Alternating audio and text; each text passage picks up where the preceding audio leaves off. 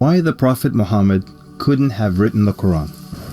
The Quran is a book over 600 pages long. It covers a wide range of topics and was revealed bit by bit over a period of 23 years. So if a man wrote the Quran, we already have a number of problems. If you're going to write a book like the Quran and claim it's from God, you can't make any mistakes. The book can't contradict itself, and you have to keep it consistent as you add to it over a period of 23 years and keep the message consistent. The grammar and style also have to remain the same. If the Quran is not from God, Muhammad would have to write it himself. That means in the middle of the Arabian desert, with no books around and being illiterate, he would have to know law, civil rights law, criminal law, family law, labor law, military law, personal injury law, real estate law, and tax law. He would have to know history. With little to no Christian presence in Mecca, he would have to know the stories and events in the lives of the prophets before him, the history of past nations, Judeo-Christian religious rulings, and he would have to know it well enough to somehow offer additional information and details not found in those books. He would have to know how to develop a nation, how to start a government, know about worship and purification, invent dietary laws, know psychology, about raising children, arbitration, distribution of wealth, finance, and business.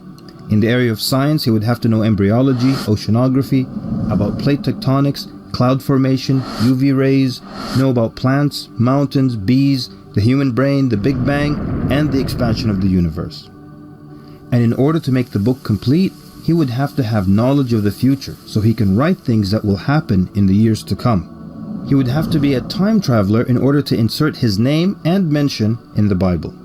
If he's claiming that the book he wrote is from God, it must not have a single solution that doesn't work. He must also keep his emotions and personal life out of the book.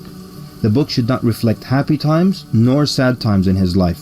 The writing should not become cheerful and optimistic, nor sad and gloomy as if a human wrote it. But when you read the Quran cover to cover, you can't sense when his wife died, when his daughters got married, when his grandchildren were born, when he was victorious, and when he was defeated. To anyone who examines the Quran, it becomes perfectly clear that there is no way a man in the desert 1400 years ago could have written such a book.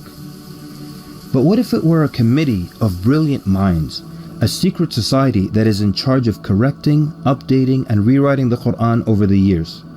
Their job would be to make sure that the book appears to be accurate, has no mistakes or contradictions, and to keep updating it to agree with science and the changing world. If that were the case, then there would be other versions of the Quran. Due to edits and improvements, we would have new edited versions and old versions with mistakes.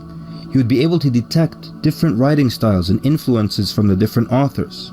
The problem with all of that is, there is only one Quran. So one man didn't write it, and a committee didn't edit it, so where did it come from? What if clever devils dictated and influenced a man to write the Quran? The question then would be, what kind of devil calls to good behavior, worshipping God, honoring Jesus, giving to the poor, and warns of the devil? Any way you analyze the Quran, you come to a clear conclusion. It could not have been written by a committee, a devil, nor the Prophet Muhammad. Since it's impossible for Muhammad to have written it, then that means he was truthful in that it is from God. If it is from God, that means he was a genuine prophet. And if he's a genuine prophet, then his message should be heeded and obeyed.